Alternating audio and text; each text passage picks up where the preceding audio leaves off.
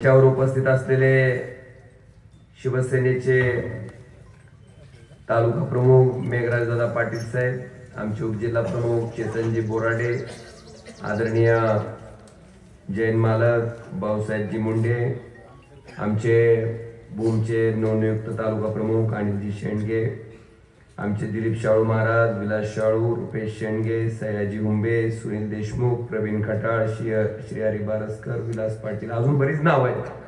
पण आता नावात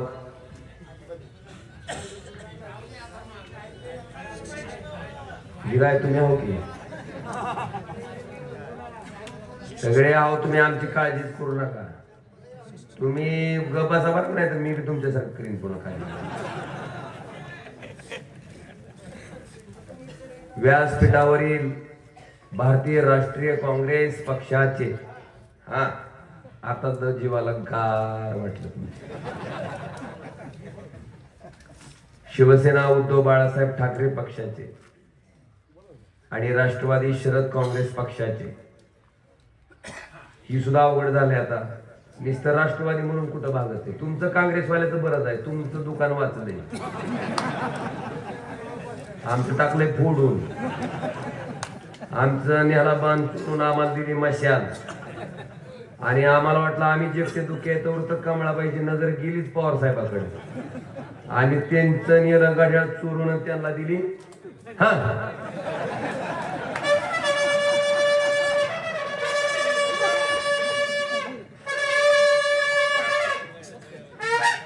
आता पक्षाचं सुद्धा सांगताना ती राष्ट्रवादी बुजुर्ग आहे आणि ती राष्ट्रवादी खुर्द आहे.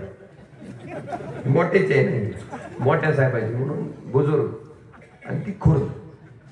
शिंदे जरी तसंच झालंय. असो, या सगळ्या पक्षाचे सर्व पदाधिकारी, सर्व व्यासपीठावरील मान्यवर, आदरणीय व्यासपीठ आणि व्यासपीठाच्या समोर उपस्थित असलेले वालवड भागातील सर्व वडीलधारी मंडळी, तरुण मित्र, जिथपर्यंत या माईकचा आवाज जातोय तिथपर्यंत घराघरातून ऐकणाऱ्या माझ्या माता भगिनी आणि बंधूंनो, सगळ्यात पहिल्यांदा मला तुमचं मनापासून आभार आणि ऋण व्यक्त करायचंय. आभार आणि ऋण ह्याच्या करता कारण काय झालं, 2019ला मी लोकसभेची निवडणूक लढलो आणि ती निवडणूक लढल्याच्या नंतर 19 ते 24 माझ्या मागे सारखा सासूरवासच होता. होय म्हणत काही म्हणायचे मोदी मुळे आला. काही जण जे बिचारे 2009ला ग्रामपंचायतचा सदस्य बी नव्हते, मी आमदार असताना, ती सुद्धा म्हणायला लागले आम्ही केलंय म्हणले. आता ही पिढा आली का? आता हे उत्तर कसं द्यायचं? त्यांना मी सांगायचा प्रयत्न करत होतो, विनंती करत होतो की बाबा रे, हिंदुहृदय सम्राट शिवसेना प्रमुख बाळासाहेब ठाकरेंनी जो कडवट शिवसैनिक ह्या धाराशिव लोकसभा मतदारसंघामध्ये घडवलाय, त्या शिवसैनिकाच्या ताकदीची कमाल अशी आहे की मोदीचं नाव राजकारणात नसताना, मोदी काळा का कोरा ही माहित नसताना, बाळासाहेबांच्या आशीर्वादानं कल्पनाताई नरेरे एक वेळेस आणि शिवाजी बापू कांबळे 2 वेळेस ह्याच मतदारांनी बाळासाहेबांवर विश्वास त्या ठिकाणी ठेवून लोकसभेत पाठवलं होतं का नव्हतं? सोयाबीनचा लय भाव आलाय का तिकडे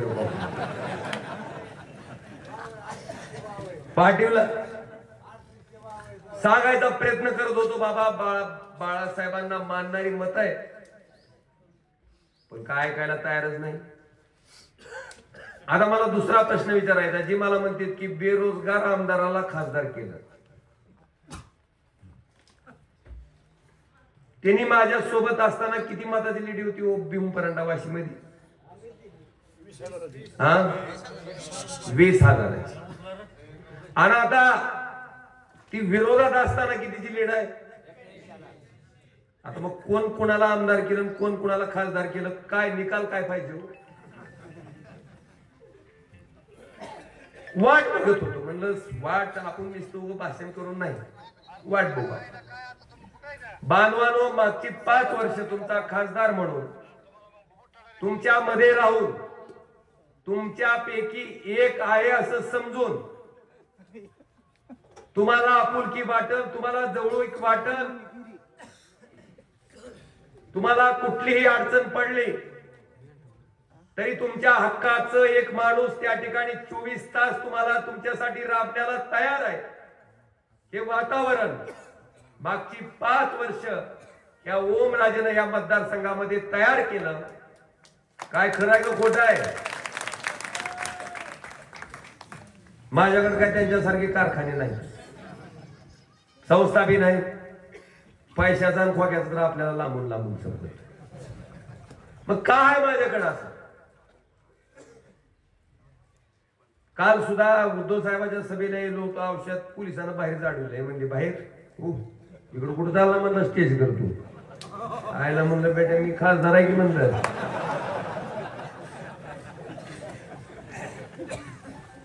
ते म्हणलं असला खासदार म्हणलं असला जाय म्हणलं आता कसं करावं म्हणलं. अंगावर निळा शर्ट होता, रंगीत कपडा, आपला चौकडी. त्याला वाटलं कुठं घुसायले की ही पुढचं इकडे स्टेजवर. शेजारच्या पोलिसांना नाही म्हणली खरंच खासदारांना जाऊ दे म्हणली. एकदा सोडून 2 वेळेस नाही म्हणली. खाली सुद्धा आपल्याला कुठं माणसात जर गेलं असं साधा फोटो काढीत नाही ते, असं कवळ्यात धरून. हा भेटत नाही ते. पुन्हा असा चांगला नाही म्हणते जरा आता जरा असं इकडून काढून बरं तिकडून. पप्पी घेऊन काढायचं असलं तरी काय हरकत नाही, काढ तुझं तरी समाधान होऊ द्या. असं साधा माणूस आहे मी. आपण आणि साधा असल्यामुळे लोक सांगतात ना पुढच्याकडे जाऊ शकता. इथं भया असू द्या, भया तर काय काल भयाला पुढे चला म्हणतो तर बाहेर. शांत माणूस भया, एकदम शांत. संयमानं तुमचं ऐकून घेणं, तुमच्या अडचणी समजून घेणं, तुमच्यापैकी एक आहे असं समजून त्या अडचणी सोडवणं. असं असताना आता मागच्या वेळेस बी ते पापा आमचंच आहे, तर कशाला आम्ही अजून पुन्हा उजळणी करायची बघून.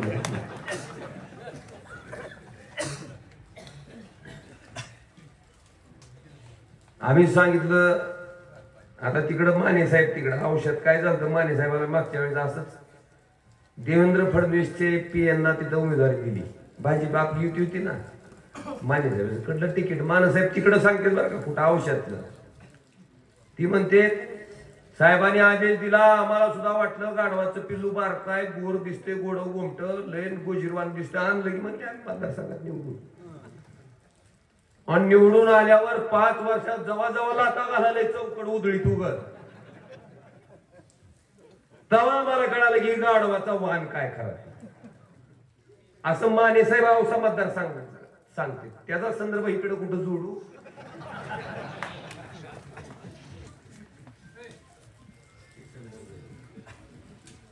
तुम्ही डायरेक्ट इंजेक्शन थोडं बाजू सगळं. हा आता लागला का मेळ? आता झालंय कनेक्शन. बांधवानो, मी देवाच्या पाया पडताना एकच विनंती करत होतो की अरे ह्याचं उत्तर द्यायची मला संधी दिली. देवानं 24 ला संधी दिली. देशाचे पंतप्रधान नरेंद्र मोदी आपल्या विरोधात विश्वगुरु बाहेर बहिणो वागे नाही दुप्पट उत्पन्न. हा दूध चाललं का नाही 25 रुपयाचं 50 रुपये लिटर. कस काय वाटतंय आता? अगं माय थंडगार झालंय. ती विरोधात धाराशिवला सभा घेतली तरी आमच्यातले 40 बोके, कोण रिक्षा चालवित होतं, कोण पांढरप्री चालवित होतं. त्या उमरग्याचं एक जण तर कॉलेजमध्ये कबशाही शिळीत होतं. अशा सामान्य लोकांना ज्या बाळासाहेबांनी मंत्री केलं, आमदार केलं, खासदार केलं, त्यांच्याच मुलाच्या पाठीत म्हणजेच उद्धव साहेबांच्या पाठीत खंजीर खुपसून ही माणसं स्वतःच्या स्वार्थासाठी, 50 खोक्यासाठी, मंत्रिपदासाठी, सत्तेसाठी लाचार होऊन निम्या रात्रीला सुरत मार्गे कुठे गेली? गुवाहाटीला पालखी पडली सगळी. ज्याच्यामुळं महाराष्ट्रात एक असंवैधानिक सरकार तयार झालं. एक फुल दोन हाप. आता फुल कोणतं हाप कोणतं तुमच्या तुम्ही ती विरोधात प्रचार करायचे. आणि म्हणून खरं म्हणजे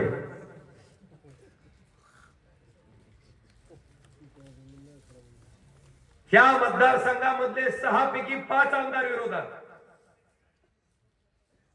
पैशाची ताकद कुठं होती? आमच्याकडे काय खडक होत की आता ह्याला 11,000 रुपये दिले, तसंच गोरगरिबांना आपलं गोळा करून दिलेलं. पण कष्टाचे होते, इमानदारीचे होते, घामाचे होते.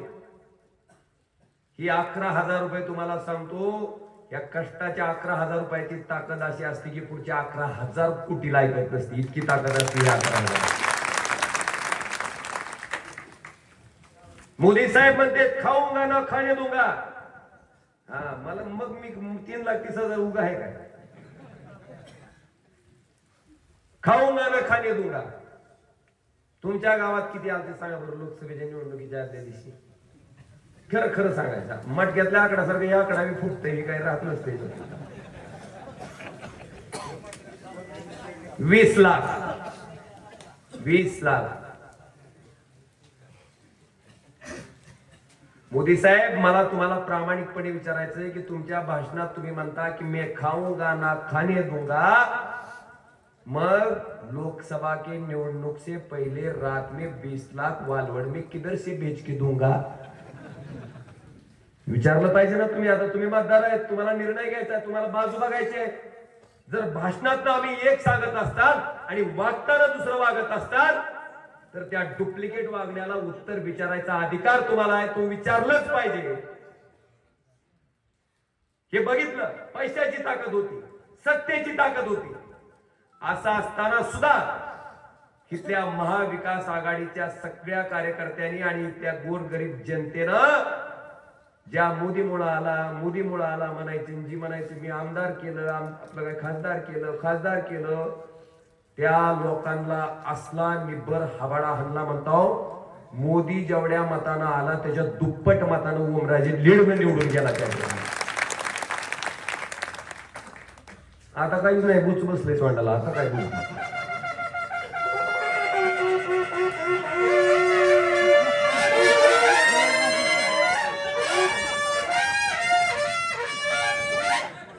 काय पवार साहेबांचं डोकं चाललंय की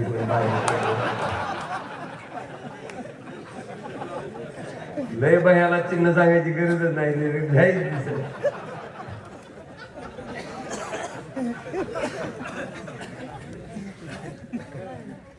दुप्पट मतांना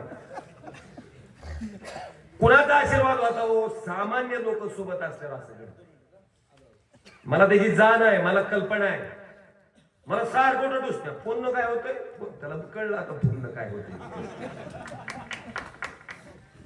गरीबाची गरीब काम असते ती केले की त्याला माणूस विसरत नाही ना.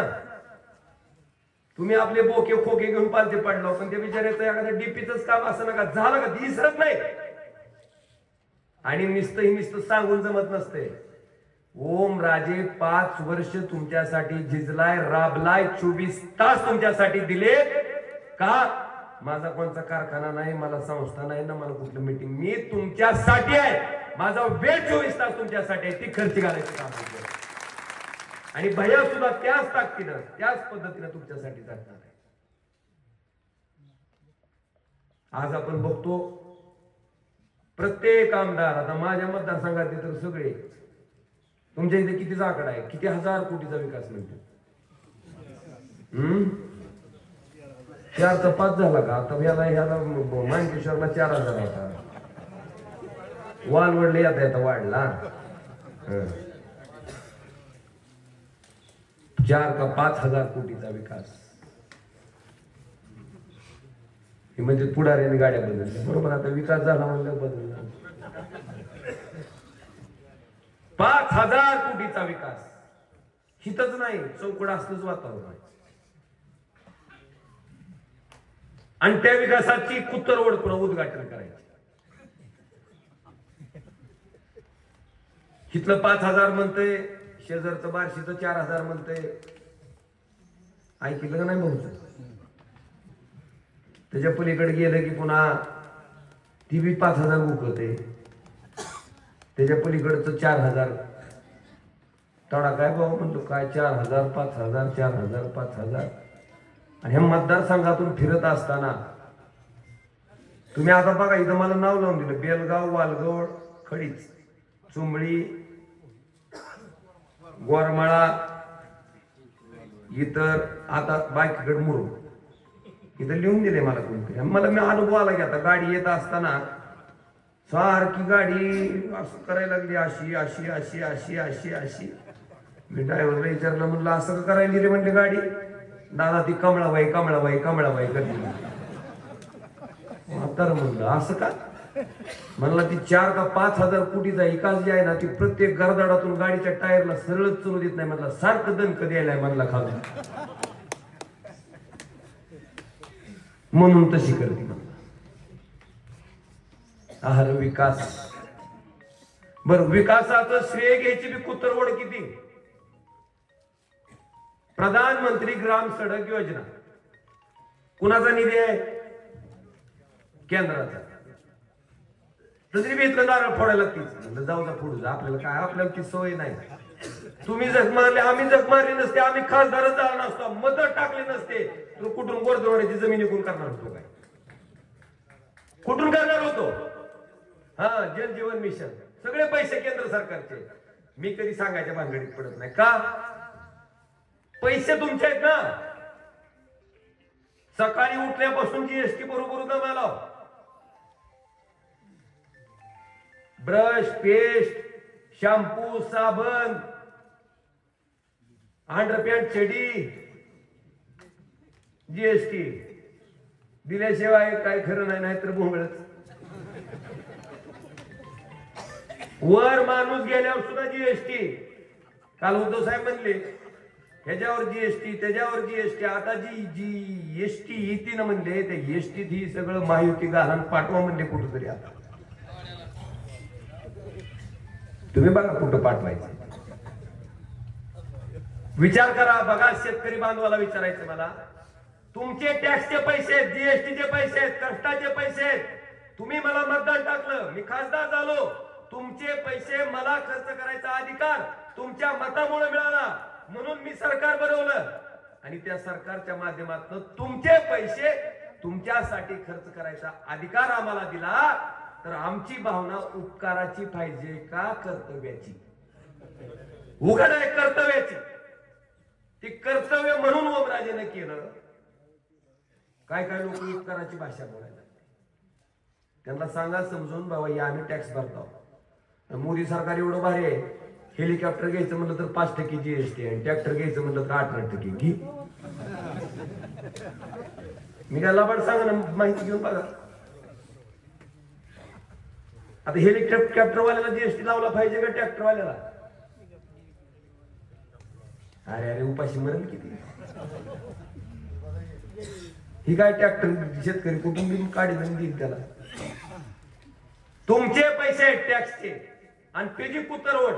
आमच्याकडचं तुळजापूरचं तरी एवढं गायबान आहे. आता रेल्वे कुणाकडे असते हो? त्याचं सुद्धा कुदळ घेऊन नारळ फोडले त्या गायबाने जाऊन. त्याला सांगा हो, नीट सांगा त्याला. कोण पाहुणे रावले असते तर कृपा करून सांगा त्याला, मग असं करू नको म्हणावं.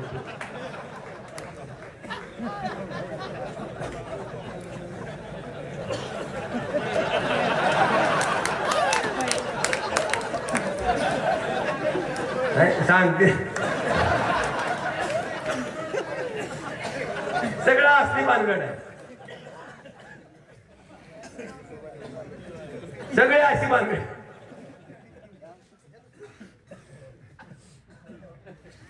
मी केलंय, मी केलं. आपण मी नारळ फोडल्याला बघितलं कधी?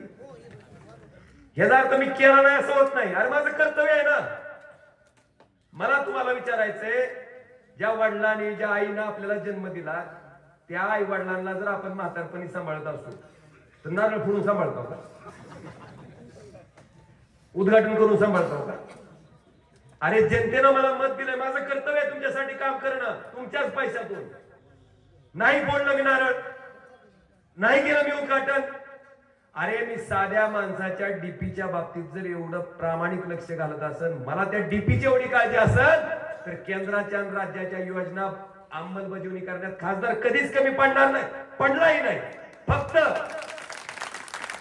उद्घाटन रोग काय आपल्याला झाले ना, रोग विधानसभा आल्यावर होतो सहसा, त्या रोगाची लक्षणं म्हणजे हा त्याचा संक्रमणाचा काळ आहे त्या रोगाचा. लोकसभा विधानसभा अशा निवडणुका आल्या की हा रोग होतो आणि त्या रोगानं पछाडलेला माणूस दिसल ती कामाचं नारळ फोडायचं कार्यक्रम करते, कुदळ हलते. ही परिस्थिती आहे. इथल्या माणसाबद्दल काही सांगावं अशी मला वाटत नाही, गरज नाही. भैया त्यांना तुम्हाला आता तुम्ही बघितलं की भैया बी 15 वर्ष बघितले ती बी, मग कसं भाई व बहिणीचं जी निश्चिती झाली का नाही अजून बघायचंय. सगळं बघितलंय तुम्ही, काय भाषा आहे. उगा आमच्यावर संस्कारचा आम्हाला बी तोंड आहे ना, मग एका पट्टीतल्या पेक्षा पट्टीत बोलता येते मला तर. आणि खाजगी ते आम्हाला लय येते, पण थोडे संस्कार आहेत म्हणून भया झाला आम्ही झालं बोलायला येतेच ना, बोलायला कोणाला येत नाही. आम्ही संयमानं शांततेनं घेतोय. काय भाषा आहे. चिमटा घेतला की गोळ्या घालीन,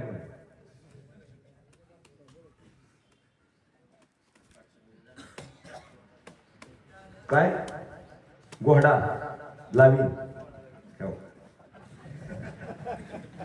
मी भिकारी होणार नाही, महाराष्ट्र भिकारी होईल. पण हाय का नाही भाषा ही. मराठा समाज लाखोच्या संख्येनं रस्त्यावर उतरला आंदोलन करायला, आणि ह्यांना आंदोलनाची काय सुटली. आणि आपण ऐकून घेत नाही, ऐकून घ्यायची सवय नाही आपल्याला. अरे नेमकं ह्या मतदाराला तुम्ही कोण समजायले? तुम्ही गुलाम समजायलेत का? तुमचे बटीक समजायला लागलेत का? डॉक्टर बाबासाहेब आंबेडकरांच्या संविधानानं जे मताचा अधिकार दिलाय त्याच्यामुळे तुम्ही त्या खुर्चीवर बसलात, ह्याचं भान सुद्धा तुम्हाला राहिलं नाही. उन्मत्त झालाय, उन्माद झालाय, पाहिजे तसं वागायला चालू आहे. किमान इतिहासातले पुराणातले दाखले तर बघत जावा. रावण लंका होती सोन्याची, किती अहंकार. त्याला सांगितलं होतं रामाच्या नादी लागू नको, तरी ऐकत ती रावण कसला लागलं नादी. काय अवस्था झाली बघितली का नाही आपण. मग रावणाची सोन्याची लंका राहत नसल, कशामुळे जळाली? फक्त अहंकार, फक्त माज. पैशाचा असू द्या, सत्तेचा असू द्या. ठीक आहे आमच्याकडे पैसे नसतील, तुमच्यापेक्षा गरीब असताल आम्ही, पण बांधवानो प्रामाणिकपणे प्रेमानं ही माणसं जिंकायचं काम आम्ही 5 वर्ष केले. तुमच्यासारखं पैशाच्या माझावर बोललो नाही. बरं कशासाठी? त्याचा तरी माझ काम. माणूस वर गेल्यावर तुम्ही ऐकलं कोणाचं 5 एकर वर घेऊन गेलो वर जाता जाता, ऐकलं गावात 50 खोके घेतलं वर गेलो. ती खाली आणायला पण अजून गेली 4 जण. जात नाही ना, काहीच घेऊन जात नाही. पैसे नेता येत नाही, संपत्ती नेता येत नाही. माणूस गेल्याच्या नंतर त्याला अग्नी दिल्यावर जी काय राहते अंगावरच ती सुद्धा तिथं चितळून पडते. कशाचा अहंकार करायचा आपण? मला वाटतंय माणसानं जीवन जगत असताना, काम करत असताना जर अहंकार करायचा असेल, काम करायचं असेल, तर मेल्यानंतर सुद्धा आपल्या कामाचं आणि आपलं नाव राहावं अशा पद्धतीचं काम त्या ठिकाणी करायचं. त्या अहंकाराला, पैशाच्या माझाला कोणी लक्षात ठेवत नाही. म्हणते तुझ्या घरचा जा, ही वृत्ती आहे बांधवानो. आता तुम्ही ठरवायचंय की ही मतदारसंघ असाच ठेवायचा आहे, गुलामी. पुन्हा पैशाची ताकद आहे, पैशाच्या ताकदीवर अजून तुमची मतं घ्यायचा प्रयत्न आहे. माणुसकीनं, कामानं, प्रेमानं, वागण्यानं मला वाटतं बाहेरच्या कुठे 1% सुद्धा यायचं नाही, अजिबात येणार नाही. फक्त काय आता ती जिरवायचं काम. मला खरंच रणजितचं कौतुक करा वाटतंय. तुम्ही बघितली शिंदे गटाला मी फॉर्म दिली, काढाच्या दिवशी दोनदा काढ कुठं काय अजून सापडली नाही, गुड काय लागली. साहेबाचा 2:20 फोन आला रणजितला. त्या लेकरानं परंड्याला होता, 150-160 न गाडीत आणली. शेवटचं 2 मिनिटं कमी असताना त्यानं फॉर्म काढला. मला सांगा, ही आहे शिवसेनेची निष्ठा, ही आहे शिवसेनेची ताकद, ही आहे प्रामाणिकपणा.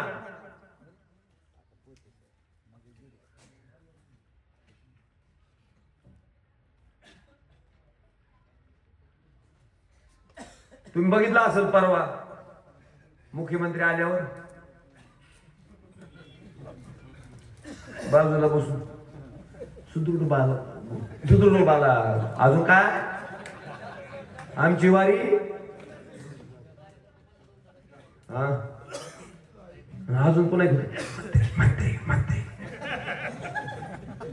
भया आपण आमदार नव्हता, आपला श्वास बंद पडला का? काय काय लोकांचं ऑक्सिजनच चलत नाही त्याच्याशिवाय. मंत्री कसली हवा आहे, कशासाठी पाहिजे? बघितलं ना 5 वर्ष तुम्ही किती ऍम्ब्युलन्स काय काय काढावं लागेल पाहिजे. उगाच मोठं बोलायचं आम्ही, जिथं कमी तिथं आम्ही. आणि ऍम्ब्युलन्सचं शेण कोण खायचं पुन्हा? कुठवर प्रवचनला आता कसा टाइम संपत आलाय सभेचा, 5 मिनिट राहिले. बरेच विषय मला त्याच्या खोलात जायचं नाही, पण बांधवांनो आता विचार तुम्ही करणं गरजेचं. मोदी साहेबाचा महाराष्ट्राबद्दल द्वेष काय तीच मला कळालं नाही. लाल कांद्याला निर्यात बंदी आणि पांढरा कांद्याला निर्यातीला परवानगी का? गुजरातला होते म्हणून. आपल्या इथल्या 2 लाख पोराच्या नोकऱ्या, वेदांता फॉक्सकॉन पुण्याला येत होता, 2 लाख पोरं कुठली नोकरी लागलेली असती महाराष्ट्रातली ना? कुठं नेला? गुजरात. अरे मोदी साहेब, तुम्ही नेमके देशाचे पंतप्रधान आहात का गुजरातचे? मी महाराष्ट्रावर अन्याय काय आणि हे चाललंय, पण ही 1 फुल 2 हात, 1 शब्द बोलू शकत नाही. गपगार, थंडगार, ही ताटाखालची मांजर आहेत बांधवांना. महाराष्ट्राची अस्मिता 2 लाख रोजगार जर जात असतील, उद्धव ठाकरे मुख्यमंत्री असते तर मोदीच्या डोळ्यात डोळे घालून विचारलं असतं. बिलकुल नाही, नेता येणार नाही, नेऊ देणार नाही. ही नुसतं ताट वाजवली की टाकू लागणार. 3 मांजर 3 इकडं लावू काही बायावर बहिणो. 70,000 करोड का घोटाला अजित दादाने केला. बघा, भाषण करायची गरजच नाही. उगम बरं आम्ही भाकर दिली पक्क.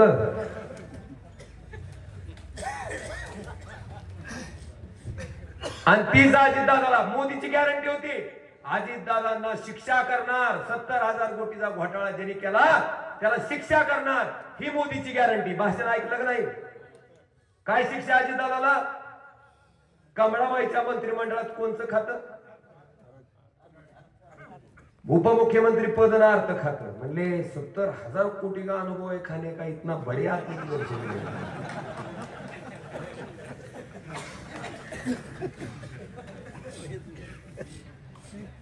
काय चाललंय देशात? उगा आता कानावून गेले. आता तर म्हणजे अबकी बार 400 पार, 400 पार कशा तर बाबासाहेबांचं संविधान बदलायचं म्हणजे दरिद्री.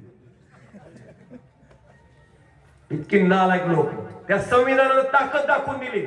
400 पार तर सोडा, 250च्या खालीच गाडी ढकलून टाकली. उगत थोडं कानावर गेलो. 20-30 जागा इकडे ह्या त्या पार्टी होत्या तर झाला यांचा कार्यक्रमच होता.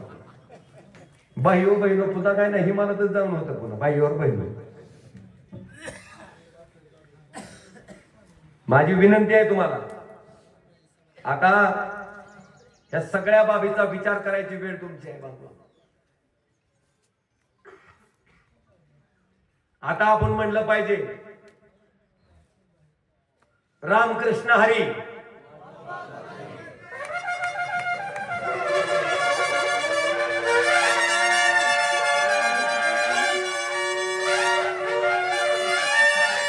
आले आहे खो, आले आहे खो. वाजवा तुतारीन गाडा गदारी, वाजवा तुतारी गाडा गदारी. आवाज बोंबपरंड्याचा पाहिजे. वाजवा तुतारी गाडा गदारी. बैयाचा नंबर 4 आहे. 4 नंबरचं नाव व्यवस्थित. 1 नंबर मशीन आहे पूर्ण भरलेली. त्याच मशीनवर लक्ष द्यायचं. दुसऱ्या मशीनकडे देऊ नका, नाहीतर त्या चिमणीन मशालीमध्ये गोळ घातला होता तसा घालचाल लोकसभेच्या टायमाला. 20,000 मतं खाल्ली ती त्या चिमणीनं. नाहीतर 1 नंबरचं लीड राहिलं असतं मला ओमराजेला अख्ख्या महाराष्ट्रात. 1 नंबरचं. 4 नंबरला नाव आहे. बयाचं नाव 4 नंबर राहुल महारुद्र मोठे. ज्याला लिहिता वाचता येत नाही त्यांनी फोटो बघा बयाचा. आणि पुन्हा ही आहेच यांचं. आता थांब 1 मिनिट. त्याच्या पुढचं बटन दाबायचं असं. ही दबलं की गद्दारी गाडायचं काम बांधवानं तुम्ही केलं असं होतंय. धन्यवाद. जय हिंद जय महाराष्ट्र. धन्यवाद.